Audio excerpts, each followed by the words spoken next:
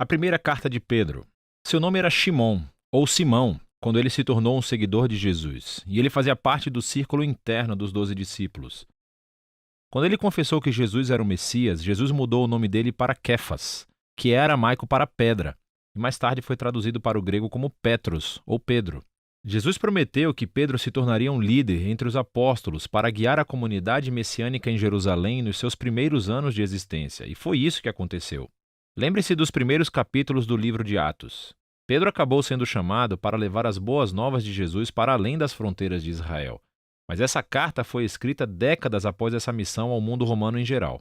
Descobrimos no final dessa carta que Pedro está em Roma, que ele chama de Babilônia. E aprendemos que Pedro encomendou essa carta, mas na verdade ela foi composta por um homem chamado Silvano, que era um colega de Pedro. Essa foi uma carta circular enviada para várias comunidades eclesiásticas na província romana da Ásia Menor, que é a atual Turquia. E Pedro descobriu que esses irmãos, de grande maioria não judeus, estavam sendo perseguidos. Eles estavam enfrentando hostilidade, sendo assediados pelos seus vizinhos gregos e romanos. E assim, Pedro escreveu para encorajá-los no meio do seu sofrimento, e isso ajuda a explicar o estilo dessa carta e os seus temas principais. A carta começa com uma saudação e se transforma em uma canção poética de louvor a Deus, o que introduz os temas principais explorados na parte principal da carta, em que ele primeiro afirma a nova identidade da família desses cristãos que estão sendo perseguidos, o que os ajudará a ver o seu sofrimento como uma maneira de dar testemunho sobre Jesus, e isso ajuda-os a concentrar esperanças futuras no retorno de Jesus. Vamos aprender mais. Você verá como todas as peças funcionam juntas. Pedro começa cumprimentando essas igrejas como o povo escolhido de Deus que está exilado pelo mundo inteiro. Contudo, Pedro deixa claro ao longo da carta que esses cristãos são gentios. Mas aqui ele os descreve com frases do Antigo Testamento que descrevem como Deus escolheu o povo de Israel, a família de Abraão, ele próprio um exilado e errante. Essa é uma estratégia-chave que Pedro repete ao longo de toda a carta. Ele quer que esses cristãos não-judeus que estão sofrendo vejam que, através de Jesus, agora pertencem também à família de Abraão. Eles estão exilados como ele, são incompreendidos e maltratados, e estão procurando seu verdadeiro lar na Terra Prometida. Pedro continua essa ideia no Salmo de abertura. Ele louva a Deus por fazer as pessoas nascerem de novo em uma esperança viva através da ressurreição de Jesus e do poder do Espírito. Deus está convidando todas as pessoas para uma nova família centrada em torno de Jesus. Uma família que tem uma nova identidade como filhos amados de Deus e que tem uma nova esperança de um mundo renascido pelo amor de Deus quando Jesus retorna como Rei. E, para as pessoas que têm essa esperança, o sofrimento e a perseguição são, na verdade, um presente estranho, porque queima esperanças falsas e distrações como um fogo purificador e nos lembra do nosso verdadeiro lar e esperança. E assim, paradoxalmente, as dificuldades da vida realmente aprofundam nossa fé, tornando-na mais genuína. A partir daqui, Pedro vai passar para o corpo da carta, mas vai explorar todas essas ideias com mais profundidade. Ele primeiro desenvolve o tema sobre a nova identidade familiar do povo de Deus. Ele pega imagens ainda mais memoráveis do Antigo Testamento sobre a família de Israel e aplica-as a esses cristãos gentios. Assim como os israelitas deixaram o Egito, eles também devem estar prontos para a viagem, de sandálias nos pés e vara na mão, e deixar seu antigo modo de vida a caminho de um futuro novo. Agora, eles são o povo santo de Deus que viaja pelo deserto. Eles são o povo do novo Êxodo, que foi redimido pelo sangue de Jesus, que é o último Cordeiro Pascal. Eles são o povo da nova aliança que tem a palavra de Deus semeada profundamente dentro de si, restaurando seus corações e renovando as suas mentes. Eles são o novo templo construído sobre a fundação do próprio Jesus. E eles são o novo reino de sacerdotes que estão servindo a Deus como seus representantes para as nações. Agora, aplicando todas essas imagens incríveis a esses cristãos gentios perseguidos, Pedro está colocando seu sofrimento dentro de uma nova história e isso leva à próxima sessão. Sua perseguição pode realmente ajudar a esclarecer sua missão no mundo, para dar testemunho da misericórdia de Deus entre as nações.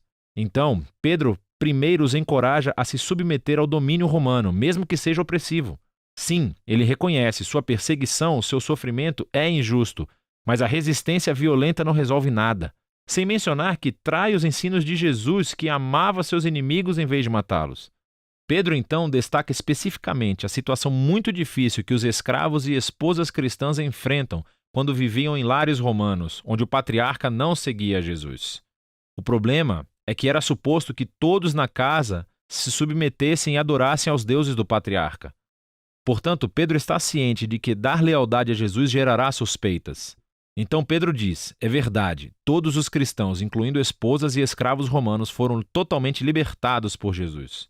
Mas eles devem demonstrar essa liberdade não através da rebelião, mas resistindo ao mal da mesma forma que Jesus fez, mostrando amor e generosidade aos seus inimigos. E em lares onde o marido também é cristão, é uma história diferente. Devem tratar as suas esposas totalmente diferentes de seus vizinhos romanos, considerando-as iguais perante Deus, que são dignas de honra e respeito. Pedro tem esperança de que essa imitação do amor de Jesus e do reino invertido dê poder às suas palavras, ao testemunharem a misericórdia de Deus e mostrarem às pessoas a verdade maravilhosa sobre o caminho de Jesus.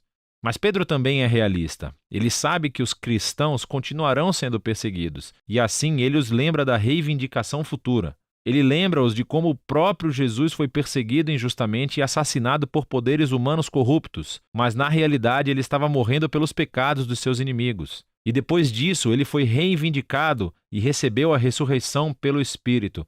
E agora Jesus é exaltado como rei sobre todos os poderes humanos e espirituais. Então, Pedro mostra como o batismo aponta para as reivindicações dos seguidores de Jesus.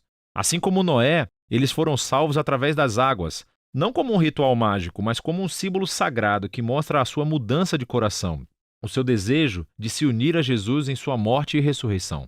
E agora, mesmo se eles forem assassinados por seguir a Jesus, a sua esperança está na reivindicação futura e em uma exultação ao lado do seu rei, o que leva Pedro para o momento final. Ele lembra as palavras de Jesus, que seus discípulos deveriam considerar uma honra e alegria serem perseguidos como ele foi. Pedro então pede aos líderes da igreja que cuidem desses cristãos sofredores e mostrem o mesmo tipo de liderança servil que Jesus mostrou aos seus seguidores.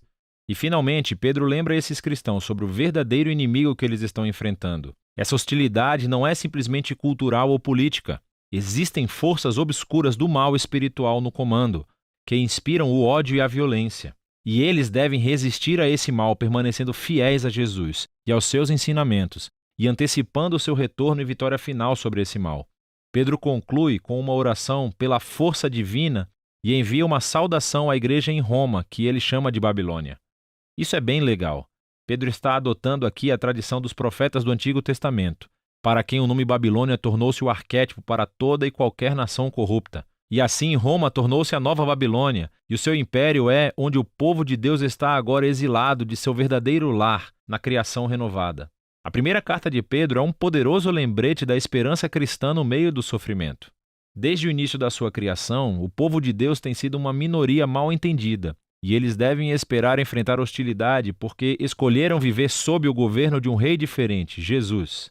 No entanto, a perseguição pode se tornar um presente estranho para a igreja, pois oferece uma oportunidade de mostrar aos outros a surpreendente generosidade e amor de Jesus, alimentados pela esperança do seu retorno.